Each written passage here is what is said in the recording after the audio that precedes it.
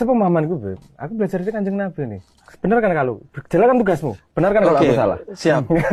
Sepemahamanku, semua hadis Nabi itu tidak dikatakan serta-merta, tapi ketika ada pertanyaan baru kemudian dijawab.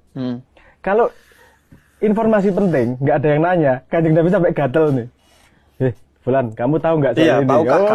Kamu. Iya. Sampai keluar kalimat nggak tahu. Kanjeng Nabi yang lebih tahu, baru keluar tuh kalimat. Saya benar-benar pegang itu. Kenapa saya tiba-tiba ngasih tahu orang? Emang butuh dia?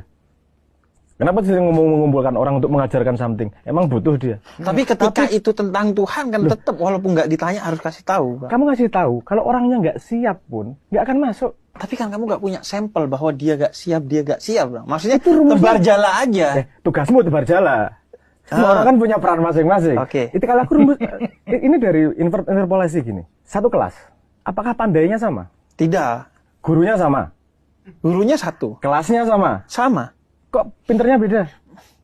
Jadi ada yang mau belajar dan ada yang tidak mau belajar.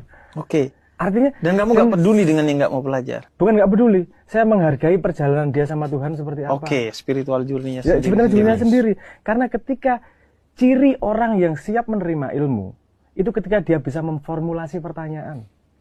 Kalau dia tidak bisa memformulasi pertanyaan, kamu kasih tahu kayak apa, dia nggak punya wadahnya untuk menampung ilmu tersebut. Itu sepemahaman saya gitu. Sehingga perilaku Kanjeng Nabi, sepemahaman saya seperti itu. Jadi yang saya lakukan adalah seperti instrumen. Kalau ditabuh harus berbunyi. Tapi kalau nggak ada yang harus berbunyi. Tapi kalau nggak ada yang genjreng, ya nggak bunyi. Nanti orang lari-lari. Dikira cepet nanti. Ini kalau nggak ada yang nanya, ya diem.